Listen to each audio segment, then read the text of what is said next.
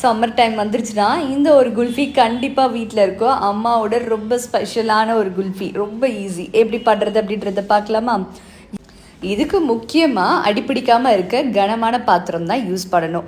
இன்றைக்கி நான் அக்ஷயகல்பா ஆர்கானிக்கோட ஃப்ரெஷ் கவு மில்க் தான் யூஸ் பண்ணியிருக்கேன். நான் இன்றைக்கி 2 லிட்டர் அளவுக்கு பால் எடுத்திருக்கேன். இப்போ இது நல்லா காய்ச்சி பால் சுண்ட வற்றி வரணும். இப்போ இது இருக்கட்டும். இன்றைக்கி பிரெட் யூஸ் பண்ணி தான் நான் பண்ண போகிறோம். 4லேருந்து 5 போல் பிரெட் பீசஸ், கொஞ்சமாக குங்குமப்பூ, நல்லா சூடாக இருக்க பாலில் ஊற போட்டுடலாம். இப்போ இது ஒரு ஓரமாக இருக்கட்டும். கலர் நல்லா இறங்கி வரும். இப்போ இதிலே 10லேருந்து 15 போல் பாதாமும் முந்திரியும் பல்ஸ் போர்டில் போட்டு பல்ஸ் பண்ணி வச்சுக்கணும். கூட கொஞ்சமாக பாதாம் போட்டு இது மாதிரி ஸ்லைஸ் பண்ணி வச்சுக்கணும். அப்படின்னா சாப்பிடும்போது டேஸ்ட்டாக இருக்கும். இப்போ அதிலே பிரெட் பீசஸும் பல்ஸ் போர்டில் போட்டு ரெடியாக வச்சுக்கணும். பால் நல்லா வற்றி வந்துட்ட பிறகு ஸ்டவ்வை ஆஃப் பண்ணிவிட்டு நட்ஸ் பவுடரையும் பிரெட் க்ரப்ஸையும் சேர்க்குறோம். கூடவே கொஞ்சம் பெரிய பீஸ் பிரெட்டையும் சேர்க்குறோம். ஊற வச்சிருக்க குங்குமம் பால் எல்லாம் சேர்த்து நல்லா ஒரு மிக்ஸ் கொடுத்துட்ட பிறகு ரூம் டெம்பரேச்சர் கம்ப்ளீட்டாக வந்துட்ட பிறகு தான் நாட்டு சர்க்கரை சேர்க்குறோம்.